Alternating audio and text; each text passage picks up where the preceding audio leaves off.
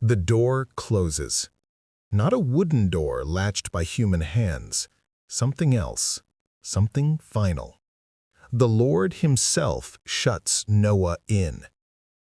8 people stand inside a massive wooden vessel. Father, mother, 3 sons, 3 daughters-in-law. Around them, the sounds of animals. Above them, 3 stories of chambers. Below them, dry ground. For now. Outside, people go about their day, eating, drinking, marrying, planning, living as if tomorrow will be exactly like yesterday. They always do. Life feels permanent when you're living it. But 7 days ago, something impossible happened. Animals came. From every direction, lions walked past gazelles without attacking. Wolves ignored sheep.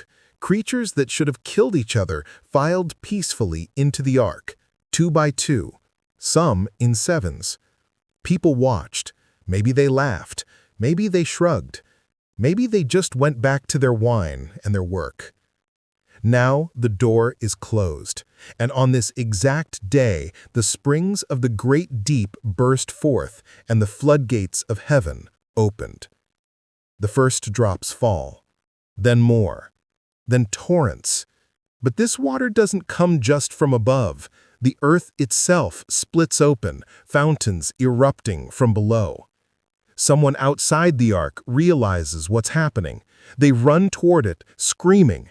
They beat on the sides, but the door God shut cannot be opened by human hands. For 40 days the flood kept coming. For 150 days the waters prevailed. Every living thing on the face of the earth was wiped out. Only Noah was left, and those with him in the ark.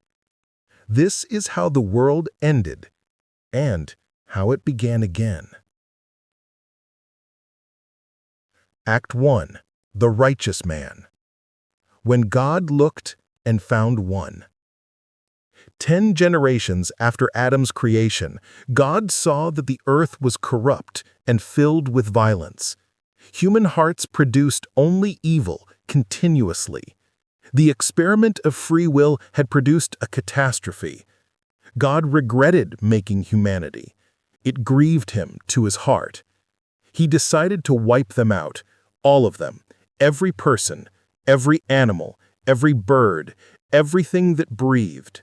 He would return creation to the watery chaos it was before he spoke light into existence. But then he found Noah. Noah was a righteous man, blameless among the people of his time, and he walked faithfully with God.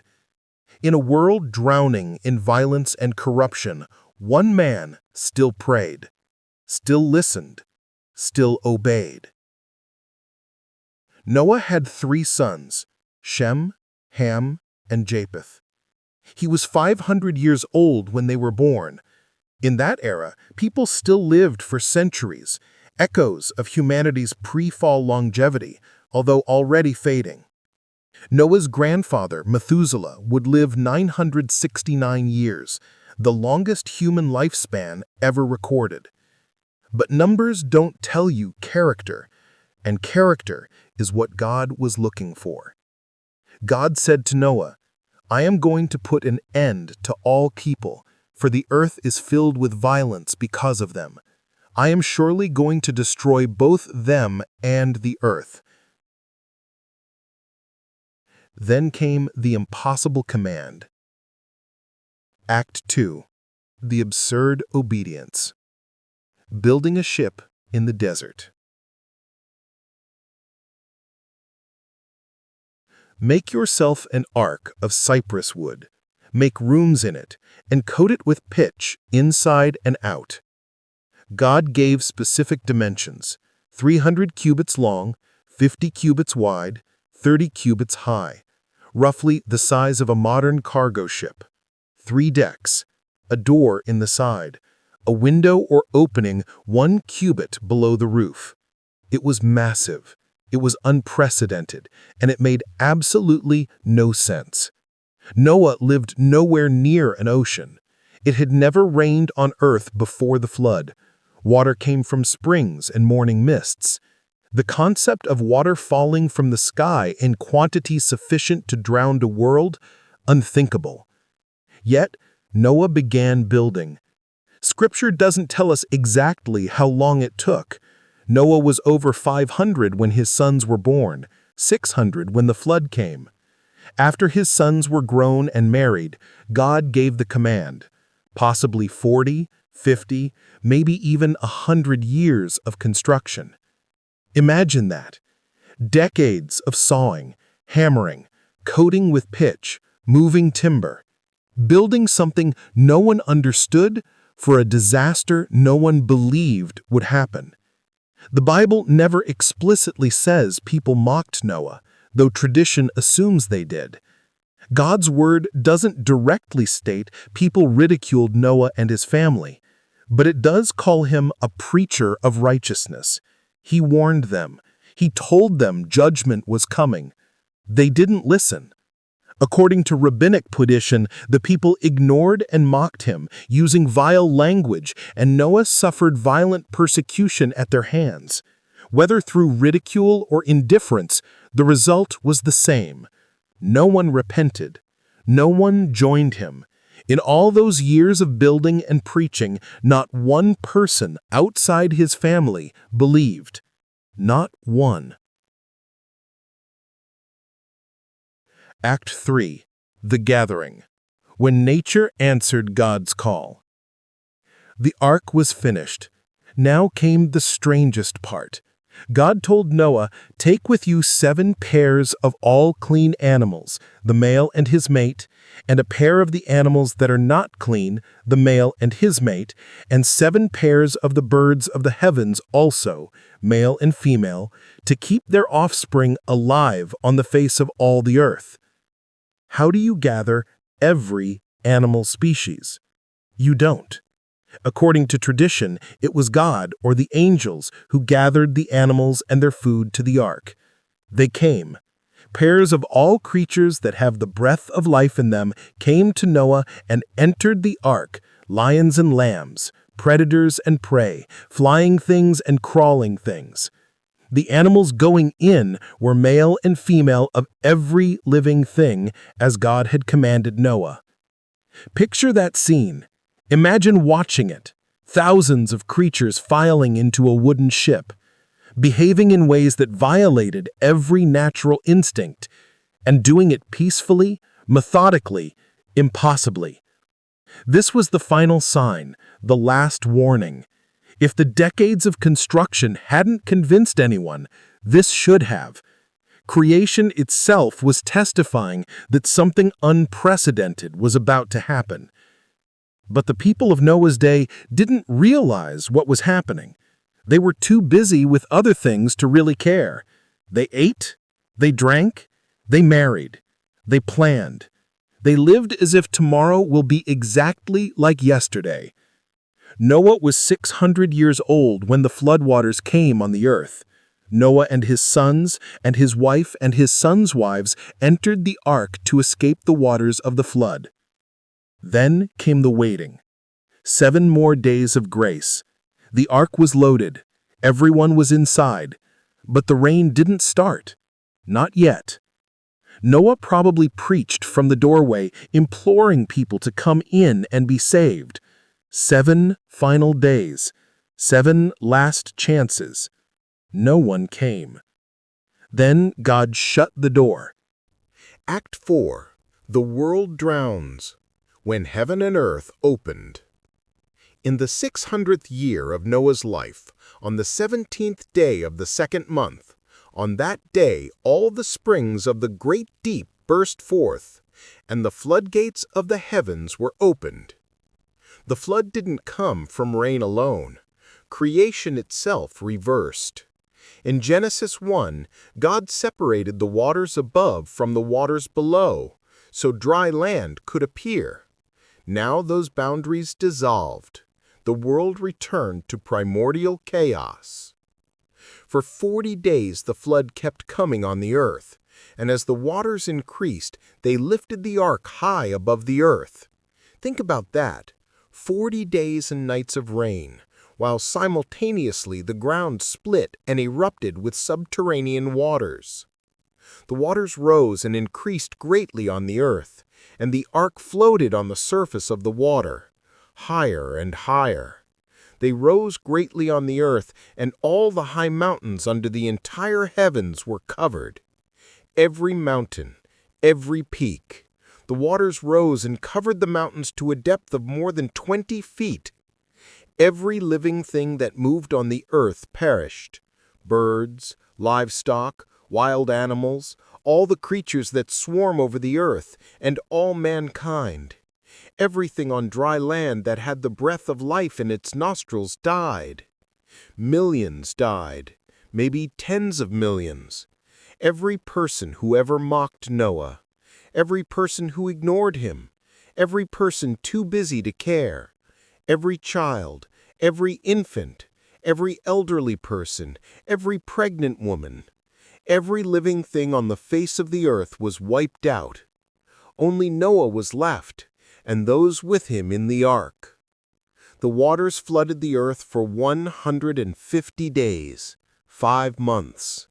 150 days of floating on an ocean that covered the planet. No land visible, no other humans alive, just 8 people and a floating zoo rocking on the graves of everyone they'd ever known. Noah was constantly occupied in the ark, for he had to attend to all the living things which were with him and which fed at different times. No rest, no sleep, just endless feeding, cleaning, tending, for 5 months. Then, finally, the rain stopped. The fountains of the deep closed, the windows of heaven shut. Act 5. The dove returns, searching for solid ground. God remembered Noah, and all the wild animals and the livestock that were with him in the ark, and he sent a wind over the earth, and the waters receded, slowly, gradually. At the end of 150 days, the water had gone down. On the 17th day of the 7th month, the ark came to rest on the mountains of Ararat. Exact same day, 5 months later. The exact precision is striking. God operates on schedule, even in catastrophe. But resting on a mountain didn't mean they could leave. The waters continued to recede until the 10th month, and on the first day of the 10th month, the tops of the mountains became visible. Noah waited 40 more days. Then he opened the window and sent out a raven. It flew back and forth, finding no place to land. Then Noah sent a dove. The dove returned. No place to rest. 7 days later, he sent the dove again. This time it returned with an olive leaf in its beak. Life, growing, renewal, hope. 7 more days, he sent the dove a 3rd time. It did not come back. Land was dry. Life was possible again. On the first day of the 1st month of Noah's 601st year, the waters had dried up from the earth. Noah removed the covering of the ark and looked out, dry ground. But he waited. He awaited God's permission to leave the ark, just as he had awaited God's directions to enter it. By the 27th day of the 2nd month of Noah's 601st year, the earth was completely dry. Over a full year, 371 days inside a wooden box with animals. But now, finally, God spoke. "Come out of the ark and bring the animals with you so they can be fruitful and multiply and fill the earth." The doors opened, not to the world they'd left, to something new, something scoured clean, something terrible and beautiful and empty. Act 6. The altar and the promise. When God made a covenant with everything. Noah built an altar and offered burnt offerings to the Lord. The first act in the new world, worship. The first sounds after the flood, prayers of thanksgiving. The Lord smelled a soothing aroma. Then the Lord said in his heart, I will never again curse the ground for man's sake, although the imagination of man's heart is evil from his youth, nor will I again destroy every living thing as I have done. Notice what God says. Human hearts are still evil. That hasn't changed. The flood didn't fix human nature. It removed the worst generation, but the sin nature survived in Noah's descendants. God knows this, yet he promises anyway. God said to Noah and his sons, I now establish my covenant with you and with your descendants after you, and with every living creature that was with you, the birds, the livestock, and all the wild animals, all those that came out of the ark with you, every living creature on earth. Universal scope, everyone, everything, forever. Never again will all life be destroyed by the waters of a flood. Never again will there be a flood to destroy the earth. This is an unconditional covenant because it does not depend on anything Noah or his descendants had to do to fulfill it. God doesn't say, if you obey, I won't flood. He says, I won't flood, period. Then comes the sign. I have set my rainbow in the clouds, and it will be the sign of the covenant between me and the earth.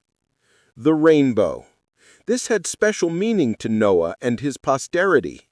Every time storm clouds gathered, which must have terrified them at first, a rainbow would appear, a visible reminder that the world would not end in water again. Whenever the rainbow appears in the clouds, I will see it and remember the everlasting covenant between God and all living creatures of every kind on the earth. God doesn't just make the promise to remember. He sees the rainbow and remembers. The sign isn't just for humanity. It's for God himself, a self-imposed reminder of his mercy. Act 7. The Legacy. The last preacher no one heard. Noah lived 350 years after the flood. He saw humanity multiply again, saw cities rebuilt, saw civilization restart. His sons, Shem, Ham, and Japheth, became the ancestors of all post-flood humanity. Every person alive today descended from one of those three men. But Noah's story carries a haunting question. What happens when God sends a preacher and no one listens? For decades, possibly a century, Noah built and warned. No one got saved during those years of gospel preaching. Not one person outside his family believed. That's how hard-hearted humanity had become. He was called a preacher of righteousness. Hebrews 11:7 says, By faith Noah, being warned of God of things not seen as yet, moved with fear, prepared an ark to the saving of his house, by which he condemned the world and became heir of the righteousness which is by faith. His obedience condemned those who disobeyed. His preparation highlighted their complacency. His faith exposed their unbelief. Jesus himself referenced Noah. As it was in the days of Noah, so it will be at the coming of the Son of Man. For in the days before the flood, people were eating and drinking, marrying and giving in marriage, up to the day Noah entered the ark. And they knew nothing about what would happen until the flood came and took them all away. Normal life. Business as usual, right up until the end. Peter taught that the flood story prefigured Christian baptism. The waters that destroyed the old world raised Noah to new life. The ark was planned by God, and there is only one way of salvation, through the door, akin to one way of salvation through Christ.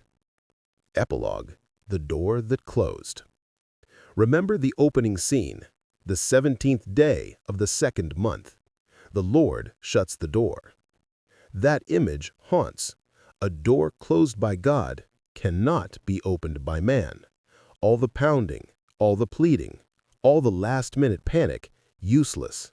The time for entering had passed.